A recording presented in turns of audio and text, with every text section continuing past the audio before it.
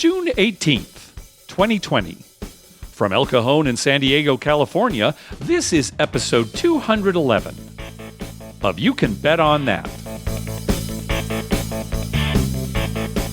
Hi, everybody. Welcome to You Can Bet on That, a podcast for the recreational gambler. My name is Mark Duvall, and sitting at his house is Dr. Mike. Hello. Well, I'll tell you, we've been going to the casino, but it has been rough. Yes, very, very rough. Post-COVID has not been good to us at the craps table. Just absolutely terrible. And even pre-COVID for 2020, it wasn't that good. But yeah, It's been a little bit brutal. Now, that's as far as the casino goes. Now, we've been playing Michael James's tournaments, online poker tournaments. Those we've been doing okay at. Yeah, those have been actually good and fun, too. Mm-hmm. I kind of look forward to it. Yeah. Just because it's a couple hours of entertainment. And you've won a couple of them. I've won a couple of them. And we're getting to kind of know, at least virtually, through the chat window, some of the regular players, though. So, yeah, that's been something to look forward to. Yeah, the other night you didn't play, and there was quite a bit of talk about Michael's, I assume, son, who's getting married, and where he would be having his bachelor party and what the entertainment at the bachelor party would be like. Okay. And me, not personally knowing these people, just voyeuristically listening in on their conversation, so to speak, was like busting up. I'm sitting there laughing, and I'm showing my wife, look. So, yeah, we don't really have much to say as far as our experiences here the last couple of weeks, but we have gotten a lot of listener feedback as more and more of these casinos open. So we've got a lot of phone calls, and we'll get to those in a little bit. And I'll give a report that my brother gave me from San Manuel Casino, which I think officially opens this weekend to the public, but had kind of like a week of opening for invited guests only. Oh, okay, right. And he had a lot of interesting things to say about that. So okay, good. We'll get into that. Okay, good. Well, you remember last episode we were talking about Circa opening in downtown Las Vegas and how that was scheduled for December. And hey, wouldn't it be great if the opening coincided with Caesar's Great Gift wrap-up? We'd be able to go for both events, and it would be a really big deal. Well, just today, this morning, as we're recording this, Derek Stevens did announce the opening date for Circa. He said that the hotel will open no later than December 28th. But he went on to say that the casino is going to be opening October 28th, way sooner than everybody thought. Wow. Yeah, so I mean, that is something. Now we've got to rethink our plans. It's like, hey, are we going to go in October now? Well, probably because of the coronavirus shutdown, they were able to work faster, I imagine. Less stuff going on. I know at my daughter's school, they're building a new building. It wasn't supposed to be done for like another year and a half. And it looks almost done because during the lockdown with no kids there, that couple of months, they're working like crazy, right? Yeah. Well, we might have to think about it because we said, well, we don't really want to stay at the hotel when it opens, only because a hotel opening, there are all sorts of problems. And not that there won't be problems with a casino opening, but it's not like, hey, I've got no hot water or my toilet's backed up. It's just, hey, the guy just sevened out. Right. So that would be pretty fun to go for the opening of that. That's definitely going to be a big deal downtown. So we're going to have to think about that, talk about that. Well, it's after your birthday. Yes. Which is unfortunate because we can't really call it a birthday trip since it's, it's a week later. Yeah, I mean, if we just don't do anything for my birthday at all, then... Yeah. All right. Well, I'm going to leave you in charge of that. That's your birthday month. I'll deal with February stuff. Okay. You deal with October. So we'll have to see. I mean, obviously, making plans that far in advance, and it's funny to think of, only a few months off as being that far in advance, but the way things are now, everything's pretty far in advance. We'll see how it is by then, and maybe we go. I'm sure we would drive, and we'll see. Now I'm getting excited. I better stop talking about it. So when is the Great Gift wrap-up then? Because that's usually in December. Right. So they have two events. They always do this every year. The first event is at the beginning of November 5th through the 9th at Caesar's Palace. And then the second event, the one in December that you usually go to, is December 12th through the 17th, also at Caesar's Palace. Well, that's later than usual because usually it's the first week of December. Mm-hmm. Yeah, I think that sounds right, yeah. Yeah, they're not too far apart usually. Well, you've got 2 trips then planned, one for Circa, one for the great gift wrap-up. Again, we'll play it by ear. Hey, thanks to everyone who's been clicking through our Amazon link. Remember, whenever you're going to buy something through Amazon, please go to our page first, youcanbetonthat.com, and click through our Amazon link towards the top of the page. All right, we got a lot of calls here, so let's start off with Janet. Hi, Mark and Dr. Mike. This is Janet from Connecticut, first-time caller. I'd like to give you an update on Foxwoods and Mohegan Sun. We went to Foxwoods on Sunday for their soft opening. All of the card tables had plexiglass, but they weren't open. Sorry, but we weren't able to check out the crap tables. They were over on the other side. The slot area had every other machine turned off, and the crowd was pretty light. And then on Wednesday, we went to Mohegan, and there they had about 8 crap tables open, 3 people per side, no plexiglass. The tables were starting at $10, and most tables were full, but there were still some openings on the table. As far as the card games go, most of the tables were empty. Most did not have plexiglass, only a few did. The blackjack tables, the cards were dealt up. 3-card poker were the same as normal. And again, there was almost no one playing table games. And again, the slots, every other one were turned off. There's no valet parking, but it was pretty easy to get in and out and park. The parking garages were probably only not even 25% full. So the good part is that they are smoking casinos, and because of this, they have turned them all into no smoking casinos. So it was actually a pretty pleasant experience. Enjoy all your podcasts and can get back to listening to you in the car as we ride to the casino. Have a great day. Thanks. Yeah, all right. Thanks, Janet. As we listen to more of these calls, we'll hear a lot of common things going on at different casinos and some that aren't as common. For example, the non-smoking at the Connecticut casinos, that didn't even happen here at Harrah's when they reopened. I mean, they reopened and smoking was allowed, just boom. Well, remember last week when I said, you're wearing your mask, and then when I lowered my mask to take a drink, I could smell casino smell. It's that smell of, a bunch of people and smoke and everything. Yeah. And I was like, oh, I kind of miss casino smell. But no, it's still there. I just couldn't smell it with the mask on. Yeah. And, my wife has asked me a few times, what does the smell of smoke remind you of? And I said, oh, well, it reminds me of a casino. Right. It kind of gets me excited, right? Even though it's gross. That's what I associate cigarette smoke with. Like, oh, we're going to the casino. All right. Another report about Mohegan Sun. Hey guys, it's T Money. I recently relocated from Arizona to Western Massachusetts since my last call-in, and now Mohegan Sun in Connecticut is my target casino. I was feeling pretty desperate to get back to the crap table today after the last 3 months away, and luckily I had the opportunity on short notice to meet up with Uncle G, your East Coast correspondent. The only problem was the Connecticut COVID-19 restrictions on hotels. We're talking very limited services for out-of-state residents, and since I'm from Massachusetts, this is a bit of a problem. I booked a hotel reservation under a fake Connecticut address and presented my passport as my check-in ID. That made sure I could get in no problem, and thankfully it worked like a charm. So as soon as we were checked in, we called into Uber and rolled over to Mohegan Sun to get to work. We battled heavily on video poker, saw a few 4-of-a-kinds and 1 straight flush, which was great. Good action. There were actually 8 craps tables open, but unfortunately 100% full. We decided to save our load for tomorrow. So instead, we pounded 5 or 6 really strong free drinks, headed back to Uber, back to the hotel. Weirdly enough, we got this Uber driver who creeped us out so bad, Uncle G actually considered barrel rolling out of the car into the Cumberland Farms parking lot to save himself.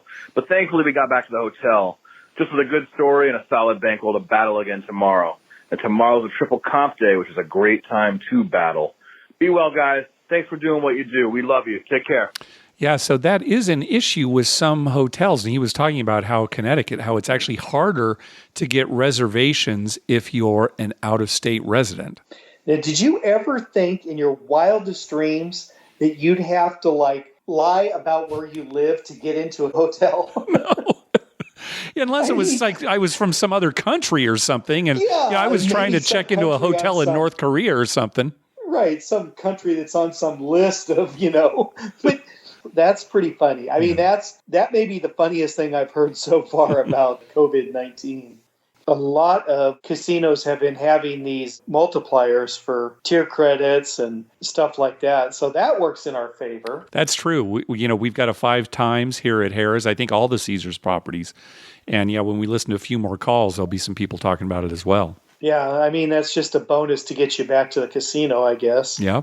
There was some talk about, are the table minimums going to be lower to get people back in the casino?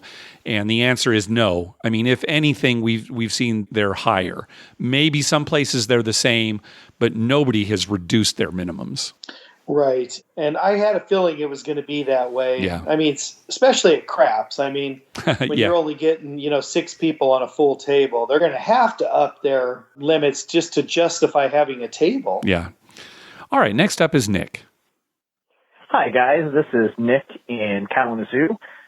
Just listened to your last show, and my wife and I decided to check out FireKeepers Casino in Battle Creek, Michigan. Similar to what a lot of other people were saying, their parking garage wasn't open because they're trying to direct everybody to a single entrance. Temperature check at the door. Masks are required. One of the big things there, no smoking, which was nice in multiple ways. Instead of smelling like smoke and people aren't having to pull their mask down, no self-service drink stations. So they had 2 craps tables opened around 2 o'clock in the afternoon. Normally you'd see a $5 table and a $10 table, and said they were 10 and 15. So I'm assuming since they could only have 6 people at a table, raising their minimums to keep their extra money. No plexiglass, just marked on the ground where you could stand. The crew was wearing masks.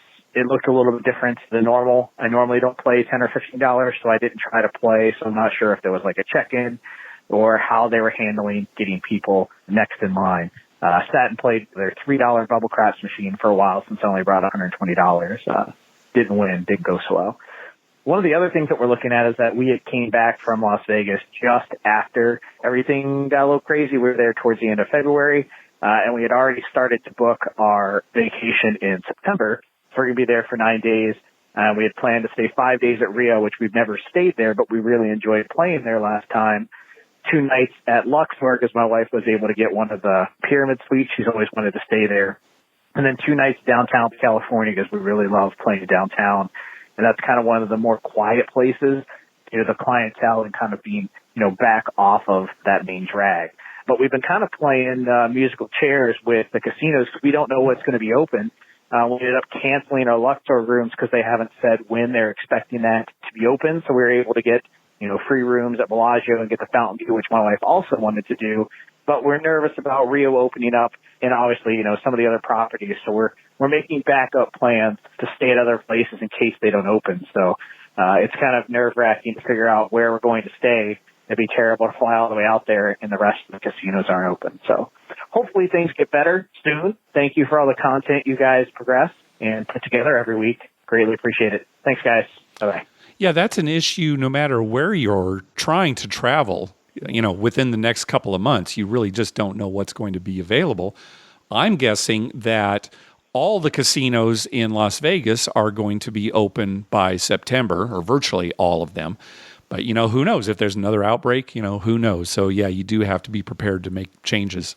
Yeah, and not just going to casinos, but anywhere you're traveling, you may run into restaurants not being open, hotels not being open. Yep. They could be open now and closed next month. Who knows? Yep. Well, let's find out what things are like in Reno from our buddy Marty. Mark and Dr. Mike, it's Marty from Reno with an update on the Reno casino openings. So I've swung through 3 of the casinos here, starting with the Nugget.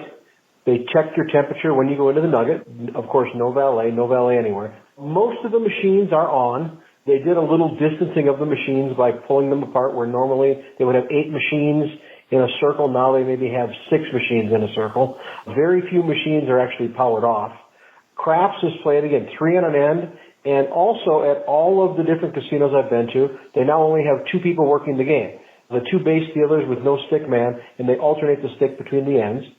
Blackjack, all face up. Pie golf, still dealing cards, 2 players. Also some of the other carnival games, we have a choice to make. They're actually dealing the cards, but they're changing the cards once an hour. downtown at the Row, which are the 3 casinos next to each other downtown. Very similar, except for they didn't rearrange many of their machines, and so they just have every other machine turned off. Out of Boomtown, which is a little bit west of town, same kind of thing. They just spread the machines out, still dealing cards. All of the pits are still there, meaning that they didn't get rid of any of their table games like is happening at some places. Western Village, which is a kind of a locals place here, actually got rid of all of their table games, so it's just slots only now. And there again, they spread things apart a lot. Most of the dice tables are $10 games, 3, 4, 5, which is pretty typical here, so that really hasn't changed. The only problem they're having is, again, it was the first week back, and a lot of the casinos didn't know how many people they were going to be there. So they had the same number of tables open they would normally have open on a Friday night, but since only half the people could fit at those tables, there wasn't enough places for people to play. So that was kind of painful. I'm sure they're going to fix that next week as the crowds start coming in. Anyway, that's it. Love the show, guys. Talk to you soon. Okay, so some different changes there. This is the first we've heard of craps tables only having 2 dealers, basically the base dealers there. And whoever's shooting, the dealer on the opposite side will actually handle the stick and the dice. And I guess, maybe that wouldn't be too bad because there are fewer people at the table, so it might not slow it down that much. Oh, I doubt if it slows it down too much at all. Probably a move by the casino to save money, right? Oh, definitely. Save money and one less person. Reduce the exposure of dealers to players, that kind of thing. This is how we used to deal. We talked about how we dealt these casino parties, and that's how we would do it, 2 dealers to a table. But our tables were relatively short. I imagine if you're on a fairly big craps table, it might be a little hard for the base dealers to reach some of those prop bets. Probably a little difficult if you're a short dealer. I mean, even though you're standing on a box, it still might be hard to reach some of those corners are kind of hard. Yeah. But anyway, interesting. More changes. All right, next up is Brendan. Mark and Dr. Mike, this is Brendan from Cleveland, Ohio. Hope you guys are doing good. Wanted to just let you know, glad that Vegas is up and running, of course. Decided to take a look at some of my offers to see what M Life and Caesars were going to offer me for going out in second to last week in July. I think it was the 23rd through the 27th. I was pleased to see that I actually had a free night at Bellagio for Thursday night when I get there. And usually when you book like a Caesars property, they charge you the resort fees and taxes. Also saw that Bellagio actually does not charge that. If you have a comp night at the Bellagio, I can't speak for the other MGM properties, but that one in particular, they are not charging for resort fee or taxes. It was literally $0. So definitely going to take full advantage of that. And for the remainder of the trip, we'll move over to Harrah's, which we like staying there. The new hotel rooms are clean, updated, and the casino is super easy to get to and from. And if you want to get on this trip, it's not a long walk. Dr. Mike, I know you don't like walking very far to get to the casino or out on the strip. So I agree with you. I am the same way. Also really hoping that the MLB Players Union and the MLB owners come up with some sort of solution to have a season this year. My old roommate from college, one of my best friends, actually plays for the Amarillo Swag Poodles, which you guys may or may not know is the AA affiliate for the San Diego Padres. And after talking with him, he doesn't think they're going to have a season, but who knows? Hopefully they come up with something. But he's a very good player. He runs it up to about 90, 93, and just want to assure you that the future is bright in San Diego. I don't know if you guys follow minor league baseball, but the Padres actually have one of the top minor league systems in all the MLB. So hold on tight, guys. You guys are going to be good in the next few years as long as they don't trade away their prospects. But hope you guys are doing good. And really hoping Vegas comes back to normal. Thanks, guys. Yeah, it sounds like the negotiations between the MLB Players Union and the owners just aren't going anywhere. It sounds like they're going to have to go to arbitration. Is that what you've heard, Mike? Yeah, there's a new proposal for a 50-game schedule. So basically 2 months and then playoffs. I think the owners put that forward yesterday. And I don't know if that's been, if they're talking about that still or what. But yeah, they're having a hard time coming to an agreement. Yeah. It mostly hinges on what the players are going to get paid. Yes. So, who knows where that's going. Yeah. I will say this to Brendan. We do know that San Diego has the best farm system in Major League Baseball as of now, as rated by supposed experts who say, the talent in their farm system is good. Mm-hmm. So they are highly rated. However, having lived in San Diego for almost all of my life, I will tell you that it does not matter how good our farm system is, because either A, those players will be traded away before they ever make it to San Diego, or B, they'll make it to San Diego, and when they're getting just to quality players, they'll be traded away. Yep. And we will get nothing for them. Mm-hmm. We have the best farm system for every other team in baseball. Yeah, there you go. How many times have we seen good players come through the system, play 1 year in San Diego, and then they trade them away for like 3 guys who somehow magically disappear in a couple of years? We have learned to never get our hopes up. Right. Do you remember a couple of years ago now, unless you're a fan of San Diego Padres, you probably don't know this, but a couple of years ago, the Padre organization was saying that their target year was 2020. That was the year that they were going to make noise and be in the playoffs, and that was their target year. Well, it's 2020, and either there won't be a season, and so they'll get off the hook, and then, next year we'll hear, we're shooting for 2042. In 2042, we're going to have a team. That is the way San Diego baseball goes. Yep, you said it, Mike. I'm glad Brendan's friend's a good player, and he probably is, because their Double-A team is loaded. Amarillo. Will he be playing for the Padres? Yeah, Amarillo sod poodles. Gotta love that. Yeah, I love sod poodles. Well, Brendan brings up a good point about deals that you can get if you act quickly now that places are reopening. A lot of hotels are waiving the resort fee. That certainly seems to be the case in Las Vegas. So that is one thing to look forward to during these reopening times. There's also good airfare. If you live, say, in the Midwest or East Coast, flying to Vegas is pretty cheap right now. Yeah, if you're willing to get on a plane. Right, yeah, that's the risk you take. All right, we're going to hear from Brendan a little bit later in the show. All right, next call. Hey, Mark and Dr. Mike. This is Bogus Bill from Johns Creek, Georgia, checking in with you. Glad to hear you are back in the casino and playing the game that we love so much. Myself, I'm sitting in a parking garage at my wife's dentist. There's a tie-in to Dr. Mike. Anyhow, you've talked about home poker games, and I missed that segment, by the way. That was kind of fun. I don't play poker, but it was always fun to listen to variants of the poker games that you guys played at home. I'm wondering about home craps games.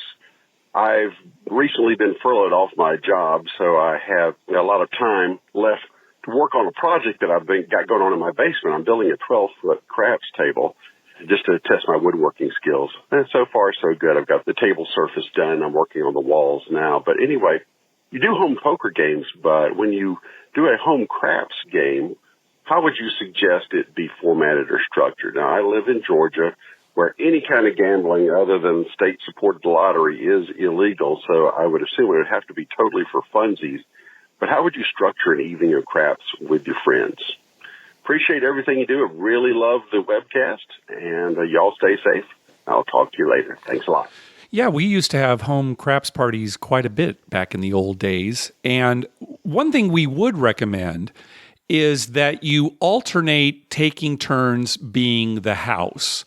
So maybe one person deals and acts as the house for 20 minutes or X number of shooters, and then you switch. Now, the problem is not everybody is going to know how to deal craps. So it might go kind of slowly. You might have to help the person. But at least that's what we would recommend is take turns being the house. Now, if you're playing just for fun, that shouldn't be a problem. If you're playing for money, and we're not saying you should because that might be illegal in your area, well, then you could run into some trouble if somebody gets on a really hot roll. Or vice versa. Yeah. If the rolls are really cold. I know, right? And the house cleans up. Exactly. It's kind of fun if you're just playing for fun, if you just have friends over and you play for fun. maybe the host buys some kind of gag gift and says, hey, whoever ends up with the most money at the end of the night gets this gag gift or something, right? Yeah. Just something like that. That's probably a good way to go. And it's a great way to teach people the game, too. If somebody is just completely unfamiliar, you can really take your time. You can roll the dice and then spend the next 5 minutes talking about what that particular roll means, right? So it's not like you're pressured in a real casino environment to, keep the game moving. And I think home craps games are fun because, you can drink all you want. And well, how is that any different from a real casino? Well, in a real casino, you don't want to get so wasted that, you lose all your money. In a home game, you can probably not going to get taken by your friends. Well, that's true. Okay, yeah. The casino, they might prey on you. You would hope that you've got friends that are close enough that, oh, no, you've had too much to drink. Boy, Mike, I don't know what happened to me the other night. I don't think I drank any more than usual. No, I do not. When you were pretty out of it. And the funny thing is I kept thinking, well, he didn't drink any more than he usually drinks. If anything, I thought you were drinking less. The only thing I can figure, Mike, is that I was outside for most of the day doing work. I probably didn't drink as much water as I should have. So going to the casino, I was probably dehydrated and hadn't had a lot to eat because, I was... and like I said, I don't think I ordered any more drinks than I normally do. No, but you were out of it because you could not remember anything. Oh my gosh, I'm thinking, I just played video poker. Where's the slip that I just got from the machine? It's down on the floor. I'm looking around. Oh my gosh. Anyway, thanks for watching out for me, Mike. I appreciate it. All right. Well, anyway, hopefully that helps, Bill. Yeah, just try to have fun. All right, next call. Hey, Mark and Dr. Mike. This is William from Fort Worth calling you. Pretty excited. I'm only about 30 miles outside of Bossier City. I'm headed to Horseshoe to stay just one night, but I'll gamble most of 2 days. It's a solo trip. Got some free play, and I'm going to get on the craps table. You guys have gotten me fired up to play craps after many years of almost not playing any. I would just dive into a craps table every now and then for a few rolls and get past my bet 2 numbers and 7 out and, lose $400. But you guys have inspired me to stick around. You got to stay for the big roll. You got to wait it out for the big roll. So if I lose my entire bankroll, either way, I'll try to give you a trip report when I get back. I had a question about, Caesars Entertainment, they have the deals that they've advertised before where you get badges for going to different casinos. You have to get so many tier credits, and then you get a badge. And this sounded like fun to my wife and I, because we like to walk around in Vegas. It's fun. Sometimes we'll go all the way from Mandalay Bay all the way to Wynn and then back down the other way. It's a long way, but it's fun, and hit all the casinos in between. But after hearing y'all talk about average daily theoretical, it's probably a terrible idea, right? I'm assuming y'all would not recommend, if you're just going for those badges, to do that. And also, thank you guys for keeping this clean, because a lot of times the kids are in the car. Not that they're really listening, but you never know. But for the most part, it's very clean. There was one episode when Dr. Mike dropped an unbelievably shocking GD bomb, but, it happens. It happens. And lastly, Dr. Mike, my wife's a dental hygienist, and she's been complaining because we can't use a Cavitron here in Texas right now. Is that the same in California? She's claiming her hands hurt, shoulders, everything's more sore than usual. So are these legitimate complaints? And should I be sympathetic to her? That's it. I'll give you a trip report. Thanks, guys. Bye. Well, I'll start by saying, William, you should probably be sympathetic to your wife regardless. That's just some advice from somebody who's been married for a while. But, Mike, what is this Cavitron? Okay, from a dentistry standpoint, the Cavitron is an electronic machine that we can use to clean teeth. Okay. So it's basically quicker and a little more efficient than the hand scalers that dentists of my age were taught to use. Okay. The problem with the Cavitron is it vibrates and there's water to cool it down. So there's a lot of mist. There's a lot of water mixed with saliva that gets shot up in the air. And that's what the government does not want during, okay. virus. I see. Okay. It's probably the most dangerous thing in a dental office. Wow. So, yes, in California, they have said, do not use Cavitrons until we give the okay. Okay. So everyone's going back to the hand scalers, which are a lot more tedious unless you're used to it. And so it's harder on your hands, your carpal tunnel, your neck, your back. Yes, it definitely can create some problems, especially if you're not used to the hand skillers. Okay, all right. So William definitely needs to show some sympathy, and our hearts go out to his wife during these trying times. Right. Yeah, actually, dental hygienists are at pretty high risk. Oh, I can imagine. Just because of what they do. Yeah. Yeah. It's one of the more riskier jobs in the COVID world. Ugh. Well, William, as far as us keeping the show clean, the reason you mentioned is basically the reason that we do it. Years ago, when my kids were younger, I would take them to school on my way to work, and their schools were not terribly close to the house. So I'd be in the car with them for 20 to 30 minutes. And there were some podcasts that I just couldn't listen to because of the language. I mean, there's nothing wrong with it, but I just couldn't listen to it with the kids in the car. And so I thought, well, if we do a podcast, maybe we'll just kind of keep it clean for that reason. So that if you've got it on, you can listen to it in the car. No matter who overhears it, you're probably going to be okay. Right. And if some acquaintances of ours hear it, they won't think anything of it too. Like for me, sometimes I tell a patient, listen to our podcast, if they're interested in gambling. And I'd hate for them to listen to it and say, well, that's not the guy that usually I'm talking to. Bunch of F-bombs being dropped. And, oh, my gosh, I'm going to change dentists. Yeah. Right. And actually, to be perfectly honest, we don't swear a lot in our real lives, you and I. No, we don't. Yeah, just for whatever reason. Yeah, we don't. So it hasn't been that hard for us. Occasionally we do. Yeah, sure. Yeah, occasionally we do. But it's not a routine thing for us. No. I don't know why. It just never has been. Yeah. And then William was talking about these badges that Caesars Entertainment offers. The concept is that if you visit different Caesars locations and do certain things there, you'll earn these badges. And I think the badges are worth like 25 tier credits each, something like that. So if you go to Bally's and you play slot machines, you get a badge. If at that same location you play a table game, you get another badge. Then you go over to Cromwell and you play a slot machine there, you get another badge. And if you stay at one of the hotels, you get another badge. Anyway, he was thinking that maybe trying to get these badges isn't as important as your average daily theoretical. And we would wholeheartedly agree.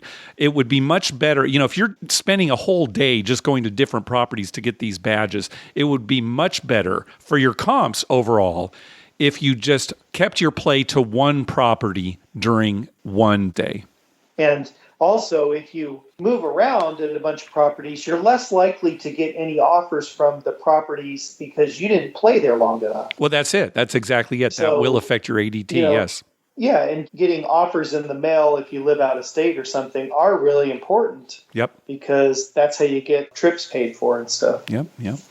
Well, we will hear how William's trip went on our next episode. Okay? All right, sounds good. I hope it went well. I mean, his poor wife, she's in the dental field. She deserves a break. Yeah, no kidding. All right, next call. Hey, my name is Andy. I'm from South Florida. Just have a little bit of a trip report. I've never called into the show. Been listening to all your podcasts for the past couple of months. I actually just went to Vegas on last Thursday, the first day that they opened. I'd never been to Vegas before. Flew in again from South Florida. I stayed at the MGM Grand for 3 nights. I used actually my Vegas credit. I've been playing that game for nearly 10 years at least, actually, and I've had like 4 million gold coins, and I've never gone to Vegas, so I got 1 night free at MGM Grand. I paid for another 2, and then a friend cashed in my Vegas points for a night at New York, New York. I also got $50 free play for nothing, so that was good. But one thing is all the other rewards I cashed in, either nothing was open or they didn't accept it. The New York roller coaster was open, and I had a free pass to that, but they kept telling me it was a third party, and they weren't accepting it, so that was kind of disappointing for anybody who's planning to use my Vegas stuff.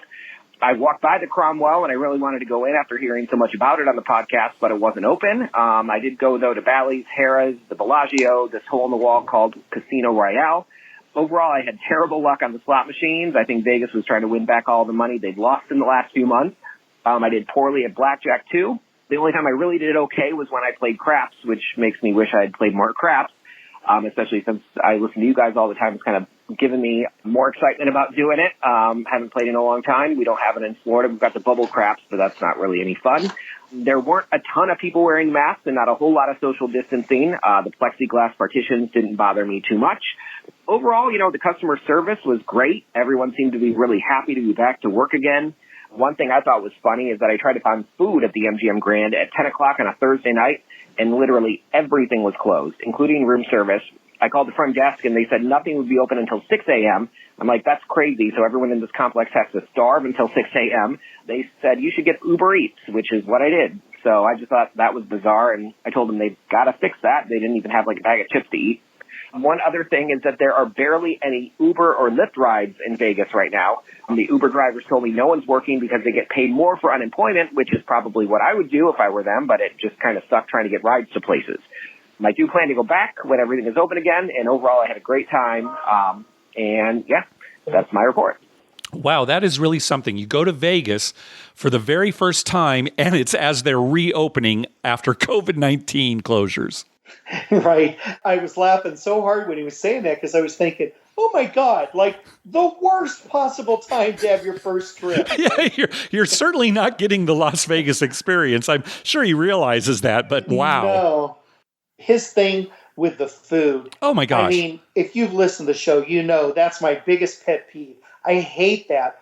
Why can't any casino, anywhere, I don't care how small it is, have some kind of sundry store that's open 24 hours with at least like sandwiches that are wrapped up in there, right? Yeah. We should start there'll be like mini 7-Elevens that we put in casinos. Uh-huh. And we staff them and we franchise it out to the casino. They just give us a little space and we'll man it 24 hours. You can always get a sandwich. Yeah. Because it drives me crazy. Yeah, that was surprising. And 10 o'clock? That is early. I mean, maybe you could say it was 2 or 3. Maybe I'd buy that. But 10 o'clock? Yeah. If you live in Europe, you're eating dinner at 10 o'clock. Most European countries, that's when they eat dinner. I mean, in Greece, they eat dinner at like between 9 and 11. Yeah. So 10 o'clock, that's crazy. And Andy did mention that it takes a little longer for your rideshare to arrive. We've been hearing that on other podcasts as well. So that's also something to keep in mind when you want to get around. Yeah, I wonder if taxis are still working full time. Yeah, that's a good question. It might actually be quicker to get a taxi these days, although you'll still probably pay more than a rideshare. Right, but they're probably more available. It could be. And then Andy mentioned Casino Royale. Now, we have heard that Casino Royale is now slots only, no table games. Now, we have not been able to confirm that that is permanent, but that is what some people are saying. Now, on their website, they still have links to all the different table games that they offer. Now, that doesn't mean much because casinos aren't very good at updating their websites. But also at their website, it says, due to the COVID-19 virus and social distancing requirements, and for the safety and well-being of our guests, the casino pit, pool, and fitness center are temporarily closed. So just the fact that they called out the casino pit, which I'm assuming doesn't include slot machines, just the fact that they called that out, maybe they plan on bringing table games back. But again, we haven't been able to confirm, and some people are saying that that's permanent. Yeah, it sounds to me like, that's a pretty small casino. It sounds to me like maybe they're experimenting. Yeah, it could be. Maybe they will make it permanent if things go well. And if things don't go well and revenue's down, maybe they'll put table games back. It is too bad if that turns out to be the case, though, because that was one place on the Strip that you could count on low limits. Right. I mean, that at one point they had like $3 craps during the day. Yeah. And $5 at night. They only had one table, if I remember correctly, but it was only $5. Yeah. Yep. It was always full. Yeah, that's the thing, right? Yeah. All right, next call. Hey, Mark and Dr. Mike. This is Joe from Frisco, Texas again. Wanted to give you all a quick trip report from WinStar World Casino in Thackerville, Oklahoma. Went there this past Wednesday, June 10th, with a buddy, and they are requiring masks for all employees and guests. they take your temperature when you enter the building and hand you a mask if you don't have one. All table games are 3 people per table, except for craps is 4 per side. There is plexiglass dividers on all the table games just for the dealer, so not in between each player, with the exception being craps. On a Wednesday, they probably had only 40% of their tables open, which were really only baccarat, blackjack, and craps. I didn't see any 3-card poker or any of their other carnival games open. Now, maybe this is probably because it's just a weeknight. As far as how the gambling went, I started off on roulette and lost a quick 100 there, and then followed it over to the Willy Wonka machine and got all the way down to $2.80 and was able to run that back up to $50, proceeded to take that to the craps table and run the $50 up to $250 before finally cashing out with a small profit there after starting with my modest bankroll of $200. Took one last stab at the $50 in profit at a blackjack table. Didn't work out, but had a great time, good 3 hours spent and went home even. So looking forward to the next show, and thank you guys for all you do. All right. Have a good one. All right, nice comeback, Joe. Joe did send a follow-up message indicating that when you cashed into a game, they gave you hand sanitizer to wipe your hands down. That seems pretty common at a lot of the casinos, too, when you first start a game. He also said that even though there were 4 people on each side of the craps tables, the sign said that there should be a maximum of 3 players on each side. So obviously that wasn't being enforced. Yes, and I don't know if you noticed this last Friday when we were at Harrah's, but towards the end of the night, we had 3 on our side, but there were 4 on the other side. Oh, no, I didn't notice that. And the reason was that one player, I'm not going to say his name, but do you remember he came up? He's a big player, and all the tables were full, and he was standing there, and they said to him, "You can play here, just stand back from the table a little bit." Wow. Now, he has, on any given roll, about $1,800 to $2,400 on the table. Okay. So that's, a pretty big player. Yeah. You know who I'm talking about. He's the guy that bets $300 on all the on each of the hard ways. So he has $1,200 out there on hard ways. Well, there you go. And, money talks, right? Money talks, yeah. When he came up, he looked at me and I was like, yeah, we kind of met eyes and it's like, yeah, this table's full, that table's full. He talked to the pit and they put him right in. Wow. Okay. so that 3 roll was okay unless you're going to bet lots of money. Yeah. Of course, they didn't want to ask anybody to leave, right? No, well, you could, that would be bad. That would be pretty bad, but they just squeezed him in. And he did, if you notice, he was not standing at the table. He stood a good 2-3 feet back from the table. Oh yeah, I must have missed until that. he had to make a bet. Okay, when he came up. Right. Okay. Yeah, it was just for the last 15 minutes we were there. Yeah, and I didn't want to say anything like, "Hey, they got 4." Yeah, really. But by the same token, a young man walked up and wanted to play on our side. You had gone to the bathroom, and it was me and another guy, and then your spot. The guy walked up and he started to put money out, and the pit boss quickly said, "Oh no, there's already 3 here." He just went to the bathroom. Okay. So they sent him away. but not the big guy player. who buys in for $8,000 or something. They put him right in. Yeah. Also, another thing I was going to say, when I read Joe's email that he sent you, I was so excited because he was down to $2.80. Yeah. I mean, when you make a comeback, it's always nice. There's no way it can be negative. But when you're down to $2.80 and you come back and get your $250 back, that's pretty impressive. It sure is. I mean, even though he broke even, that was a nice drive home. Oh, absolutely. I don't think I've ever come back having that little money. Maybe I've had like $25 left, but $2.80, yeah, that's something. Well, he basically had 1% of his money left and came back, right? Yep. That's impressive. All right, next call.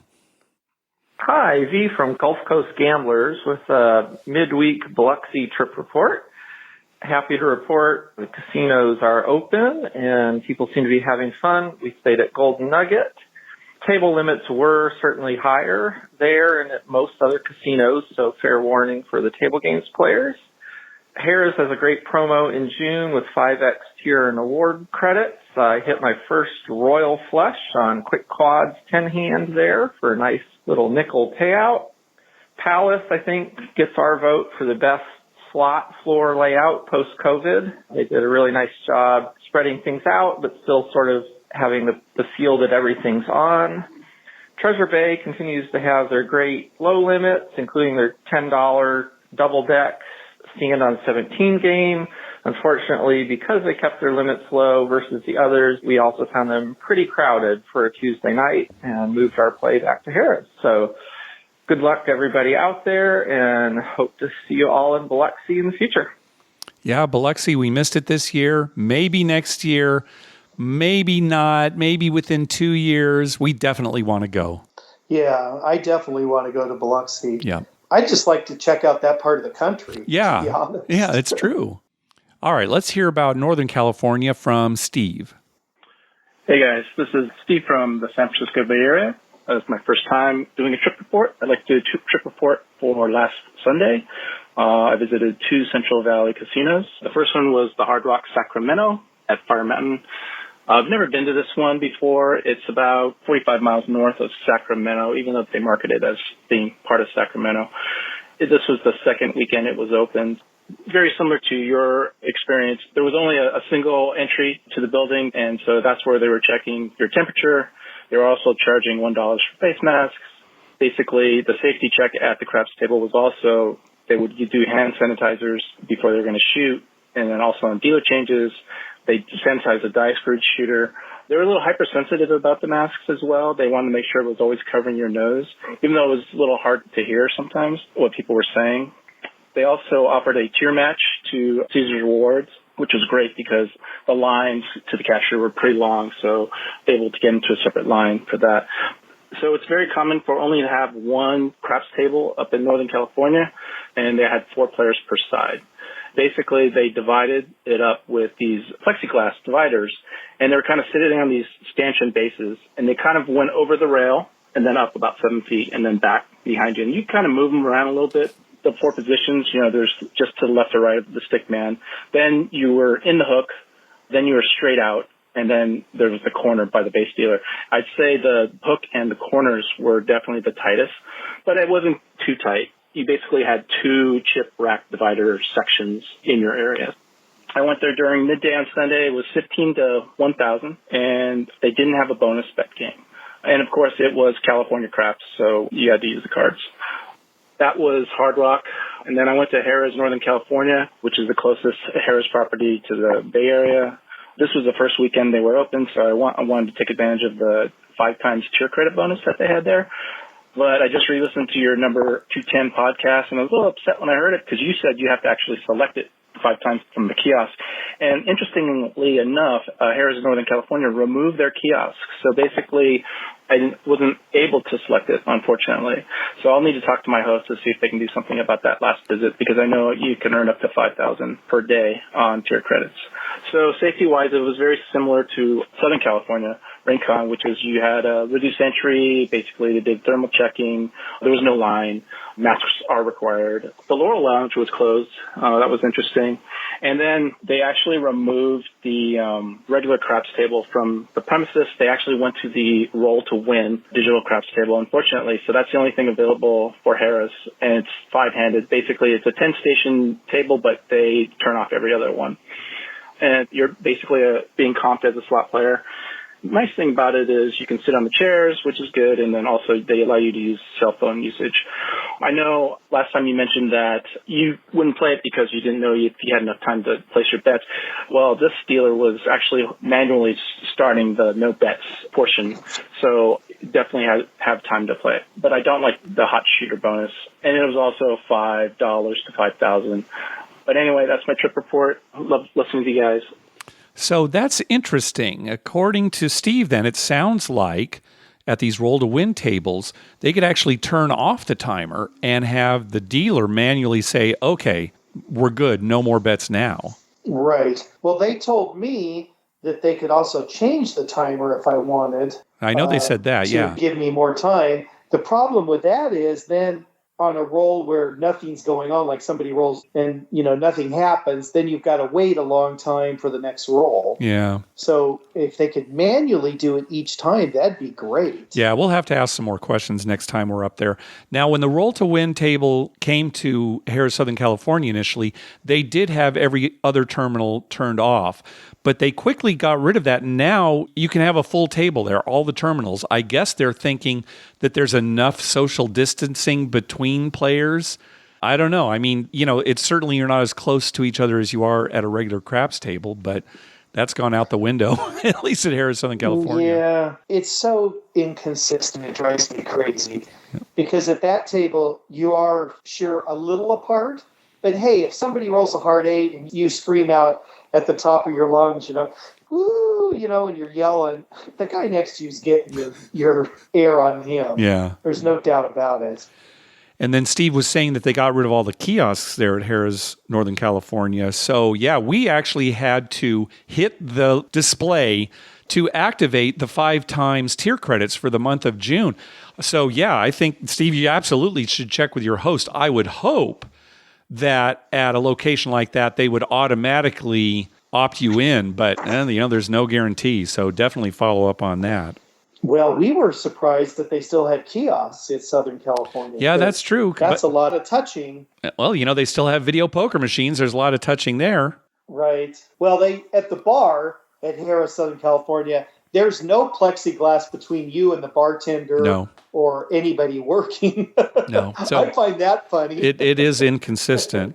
It's interesting to hear about these plexiglass partitions at craps. It sounds like most casinos are not doing that.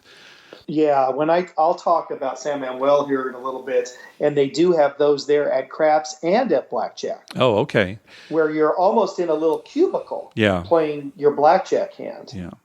And then, if you're going to wear a mask, pull it over your nose too. I know it's uncomfortable, but we constantly see people that only have the mask over their mouth, which is better than nothing, I guess. But, if you're going to do it, make sure it's on your nose too. Yeah. All right, next up is Ryan. Hey, Mark, Dr. Mike. It's Ryan from Lakefield, Minnesota. Just wanted to give you a little update on our local card room horse track here in town. Canterbury Park is doing live racing. They just started up, but without much in terms of live fans. They're capped at 250 people right now. The racing started last week. Our governor allowed places to open up at 50% capacity, such as restaurants and bars and whatnot. A little nuance to the gaming floor at Canterbury Park had probably about 30 or 40 live poker tables, and on any given day you'd have between 10 and 35 games going on. Well, today was the first day of the card club being open. I happened to be in right away that first time slot. You do have to make a reservation. I think it's more just to keep capacity down. You do need to enter through specific doors and get a temperature check. Upon entrance, you must have a mask on at all times. As I said, I was one of about 20 people in there with a very large card club. I would say the worker-to-player ratio was about 3-to-1. Interestingly enough, though, despite way more employees than players, table limits were exactly what they were before the pandemic. $15 face-up pie-gow, looked like about $10 blackjack. No touch. The only thing you were allowed to touch were the chips, which kind of makes you wonder, well, what's the point? 4 to a table, plexiglass at every table. But interesting, the 30 poker tables are no more. They've all been replaced with table games and carnival games. Food and beverage is there, but certainly not what you would expect. And the only other thing I would say is that while face-up pie-gow was going on, it was so slow. So I'd be curious to know how they're working on their comps, because for an order of the dealer to fan each hand individually, it took a long time. So hope you're all doing well in San Diego. Peace out. Yeah, the fact that the limits were the same as before the shutdown might have to do with the fact that they got rid of all their poker tables, because they're going to make way more money on blackjack and carnival games, that kind of thing, than they ever did on poker. Oh, most definitely. And yeah, racing is back. In fact, gosh, Mike, this Saturday is the Belmont Stakes. It kind of crept up on us here, right? Without the Kentucky Derby and everything, you kind of forgot about it. So yeah, the Belmont Stakes is actually this Saturday. And are they going to run that with fans? I didn't even check, so sorry, I don't know. Because a lot of tracks are saying they're still planning on having Del Mar here starting in July, but it's going to be without fans, at least initially. That's what they're saying. Yeah, yep. All right, let's hear from Brendan again. Hey, Mark and Dr. Mike. This is Brendan from Cleveland, Ohio. I had a follow-up question that I was thinking about as I was listening to some past episodes. With all that's going on in Las Vegas right now with masks being required and everything, I was thinking of advantage players, specifically blackjack players that have maybe been backed off or are known card counters. How do you think the casinos are combating this? Do you think card counters are taking full advantage of this? Do you think that they can't read their faces and they're getting away with that play? Obviously, they'll find out when they're arranging their bets, but maybe it allows them to play for a little bit. I don't know. I figured it would be kind of something interesting to talk about. I want to know your guys' thoughts or if you had any information on it. Thanks. Well, sure. If you're an advantage player who has been concerned about being recognized, then this is an opportunity, right? Being able to wear these masks. And it wouldn't be just for card counters. He was talking about how you can tell somebody's counting cards based on how they spread their bets. But not every advantage player is a card counter. There are a lot of different advantage plays out there. So again, if they don't want to be recognized, this might be an opportunity for them. Yeah, maybe. I mean, unless the casino has that new forehead recognition technology that they're using. Sure, yeah. And, and they can just pick people out by foreheads. Yeah. I'll tell you, though, Mike, I've heard that forehead recognition is not real reliable. That's what I've heard anyway. I don't know. My forehead's growing, so he probably won't be able to recognize it from 5 years ago. That's not Dr. Mike. Growing. Oh, his forehead's not that big. That's not Dr. Mike. All right, next call. Hey, guys. Josh from Indy calling in. First-time caller. Love the podcast. Appreciate all you're doing. I'm really late on this, but January 1st, Indiana started allowing live table games. So I was playing some craps next to some dealers and, I was talking to them, asking where they're from. They said, California. They said, you're a casino. And then I was like, hey, do you know Mark and Dr. Mike? And they said, yes. They said, yeah, those guys are really rude. Just kidding. But they had nothing but good things to say about you guys. So Small World, Matt, Nancy, and I believe there's a few others that came from your casino over to our property in southeast of Indianapolis. So Small World, you're going to have to come visit us sometime. That would be great. I'll play some crafts with you guys. Also, today was the first day we opened back up. I had to wear masks at the table, but everything went pretty smooth. They hit capacity pretty quick. There was only 1,500 allowed. So final question, top 3 places to play craps in Las Vegas. It can be an extinct place or a still open place. We'll love to hear your answer. Thanks again, guys. Hopefully hear from you soon. Yeah, Matt and Nancy, they used to deal at Harrah, Southern California, and we actually email each other back and forth. In fact, I think this week they were going back to work. Their casino was opening up again. I miss Nancy because at least once a night, Nancy would walk by me and tap me like on my left shoulder. Mm-hmm. And when I turned, nobody's there. Right. Because she's on my right side. The classic gag, yep. Yeah, and I fall for that every single time because I guess I just don't expect it in a casino. And Nancy sometimes would do it to me like 3 times in the same night and then just hilariously laugh at how I fell for it. And Nancy, I miss that. I sit at the casino and nobody's screwing with me. Yeah, we definitely miss them. And hopefully, eventually, we'll be able to get out and play in their casino. I will, for sure, because we have relatives in Indiana. Yeah. So at some point, I will be at their casino. I'm not even going to tell them. I'm just going to show up some Friday night. Yeah. So top 3 places to play craps in Las Vegas. And we can use casinos that don't exist anymore. Gosh, Mike, what do you think? Well, I can tell you one place that I wished still existed because I love to play craps there. Can you guess it? Silver City? No, it wasn't Silver City. I thought. I liked blackjack there, but okay. No. Desert Inn. Oh, Desert Inn. Yes.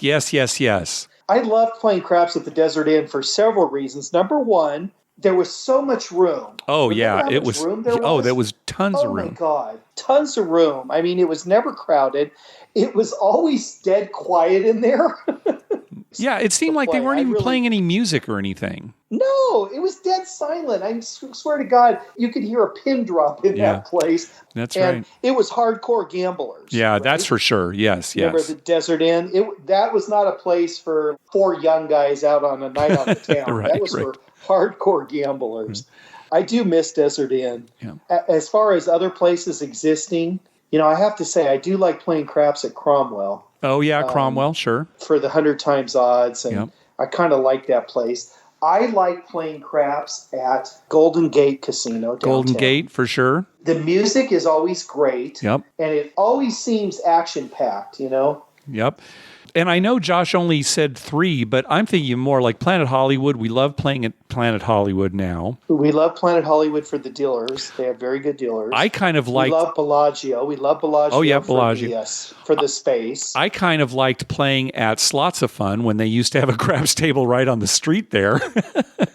Years ago, I loved playing at Binion's Horseshoe downtown. Yeah. By the craps table by the door there. That was great. Yeah, you know what? Okay, if we're going to talk top 3, then I'm going to have to say Binion's, but not current Binion's, Binion's of old. That's definitely Binion's in the of top old. 3 for sure.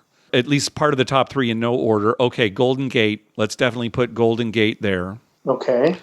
And then I know you liked Desert Inn, but it's not like we played there a lot. So I'm going to say, no. Which do you prefer, Cromwell or Planet Hollywood? Planet Hollywood. Okay, so our top 3 then are going to be Planet Hollywood, Golden Gate, and the old Binion's Horseshoe. Yeah. Okay. That's a good top 3. Okay. Now, I think every other craps table in Vegas comes in 4th. So let's just go with that. Yeah, there aren't many tables we don't like. Right. All right, last call. It's from Ben. He's got a funny crap story, and there is no COVID-19 content whatsoever. Nice. Hey, Mark and Dr. Mike. This is Ben from Texas again, and I want to tell another quick crap story.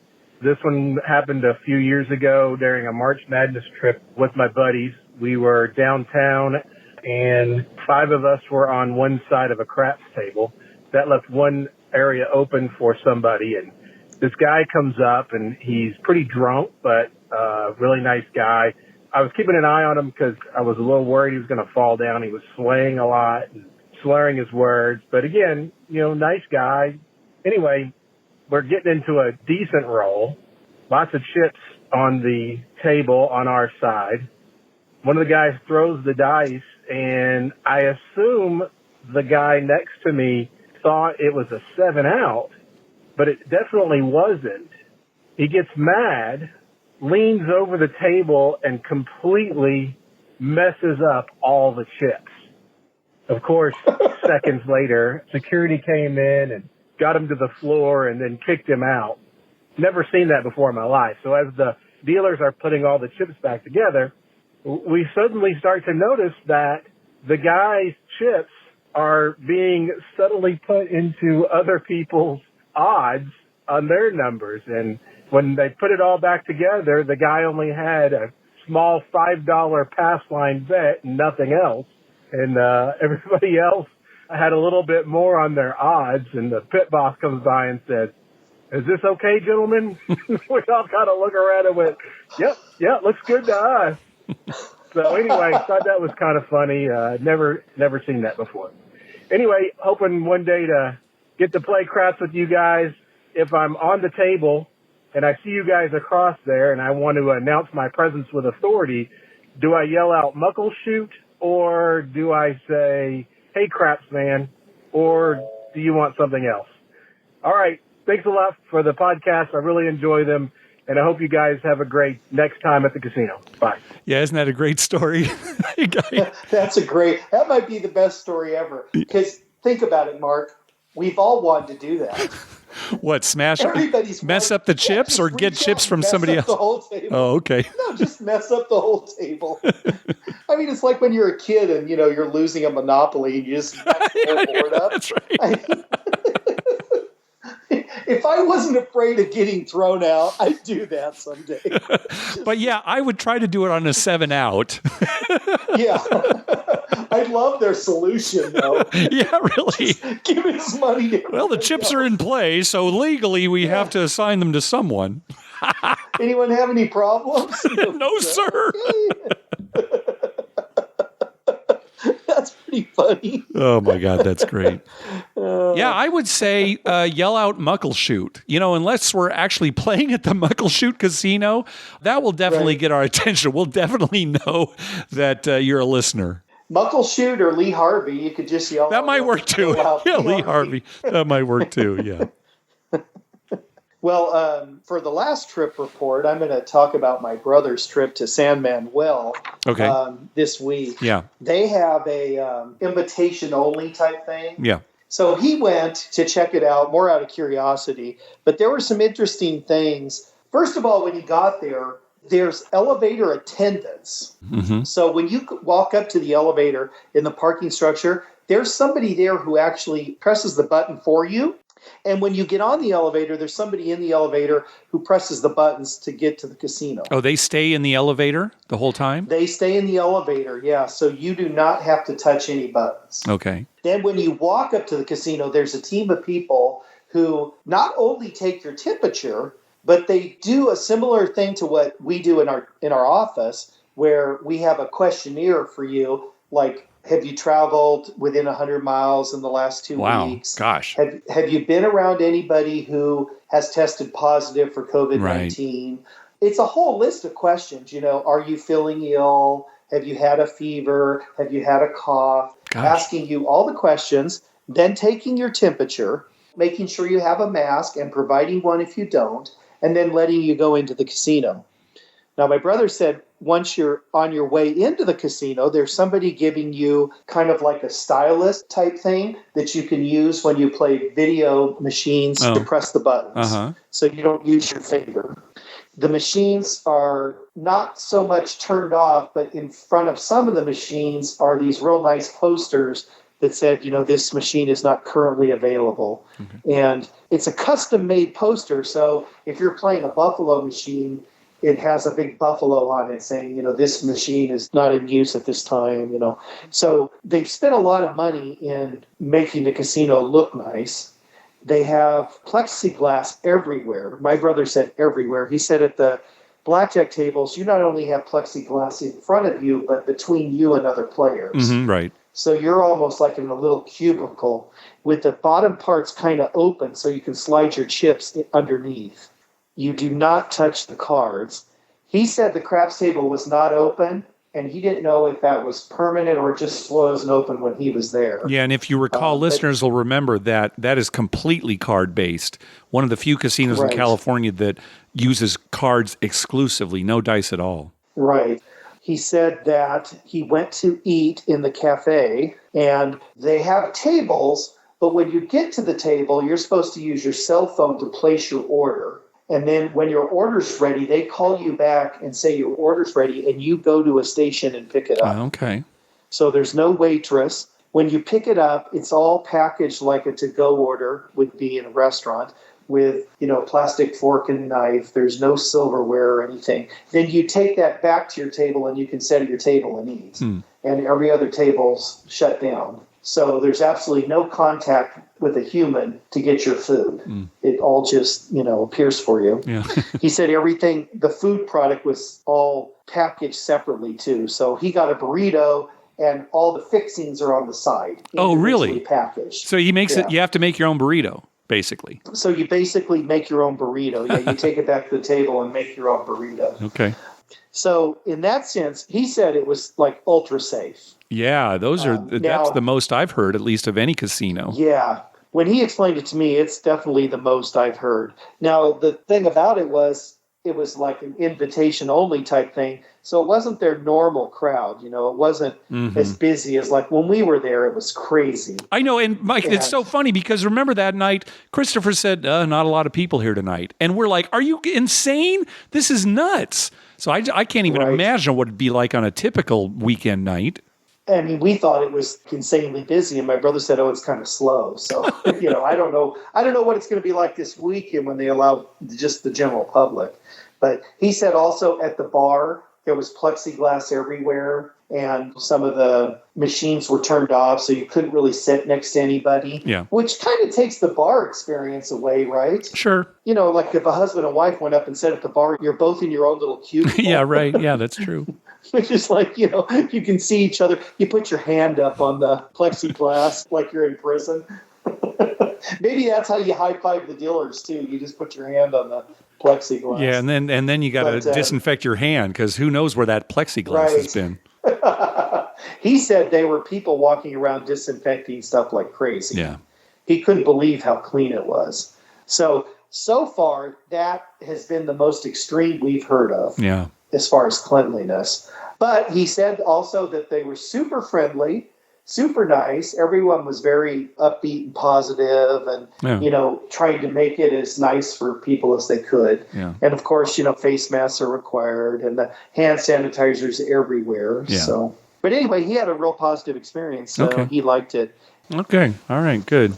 Well, before we wrap it up, we want to let people know that the Better Life podcast will be celebrating their 100th episode next week. So congratulations to them, and also be sure to give a listen. 100 episodes. It's really something. When you do a podcast, you never know if it's going to kind of take off or you're going to get any kind of audience. And 100 episodes is definitely a big milestone. So congrats to them. Yes, and they're wonderful people as well. Yep, as, Tim and Eric. Yeah, great a good guys. Podcast. They're super nice guys. Yep. So that's going to do it for this episode. We want to thank some people for some PayPal donations. First off, recurring donations from Kurt, Justin, Robin at Anytime Gambling, Nathan, and Brian Dancer. Thanks very much for those recurring donations. Also, a donation from Patrick. He says, just a little contribution for all you two do. I expect you will be doing research this weekend for the next show. Dr. Mike has to get back to his fighting weight. Thanks very much, Patrick. I don't think we've seen Patrick since Zorkfest in Las Vegas. Isn't that right? That might be the last time, Zorkfest. Yeah. And I hopefully we'll be seeing him this year sometime. He's up in Canada, right? Yeah, right. Yeah. So hopefully he'll be able to get down. So he has to wait till they let him cross the border again. Yeah. My wife got a big kick out of my fighting weight. Yeah. I think you're already there. Yeah, I think I'm in the super duper heavyweight division now. I don't know how high that goes. Also, a donation from Kevin. He says, donation for my trip to Vegas for good luck at the blackjack tables. Also because I love your show. So thanks for that, Kevin. Also, a donation from Brian. Karma donation, 36th birthday. So, of course, 36 red will be bet on. Thanks, guys. Well, congratulations on your 36th birthday. Yeah, this is the last time you'll be able to bet your age on the roulette table. Right. Also, a donation from William in Fort Worth. He says a karma donation for luck at Horseshoe Bossier. And again, we're going to hear from William on the next episode.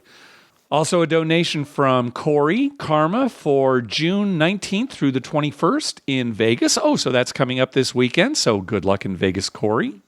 And finally, a donation from Benjamin. Thank you very much. Hey, be sure to check out all our TV listings showing all the gambling-related shows coming up within the next 2 weeks at youcanbetonthat.com/TV-listings and our list of gambling-related movies at youcanbetonthat.com/movies. We'd love to hear from you. Call our voicemail hotline at 951-292-4377. That's 9512-WAGERS. 9512-WAGERS. A little early there. Or you can email us at youcanbetonThat@gmail.com. You can also follow us on Twitter at YouCanBetOnThat and on Facebook at facebook.com/YouCanBetOnThat. Finally, please go to your favorite podcast app and write a review on us. We love getting your feedback. Oh, Dr. Mike, what do you got? Well, I was thinking, Mark, since this is going to be probably one of those years where maybe we don't get to Vegas as often as we would like. Yeah. We should definitely make an effort to finalize those days to Circa so that all of our friends can join us. Yeah, that's a good idea. I am really tempted now that it's going to be at the end of October. I am really tempted to go for the casino opening. Yeah, well, you decide on that because we could announce it, and then not that we're going to have any kind of particular meetup anywhere. No, it won't be like a formal, like yeah. It won't be a formal thing, but at least if everyone knows, maybe, people we haven't seen in a while, and, there's been a lot of things postponed. Yeah. Maybe people can all go to Vegas and hang out. That would be very, very fun. Yeah, that would be. And, it'll be like end of October, so the Padres will probably be in the World Series because this is their year. Yeah. So, we'll be betting on that. We'll have to make a large bet on the Padres to win the World Series. Yeah. And that should be right end of October, beginning of November sometime. Yeah. So that'll coincide perfectly with the new Circa opening their sports book. Yep. What a way for us to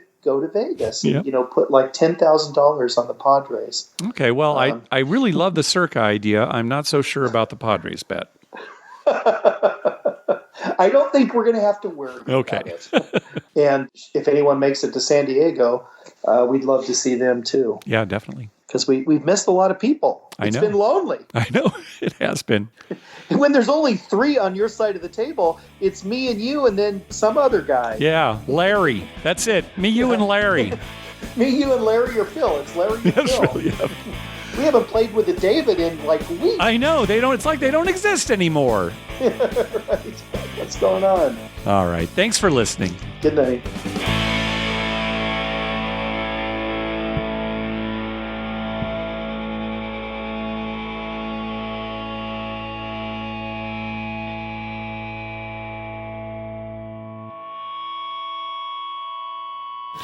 Oh, sweet mother, I love you, Dr. Mike.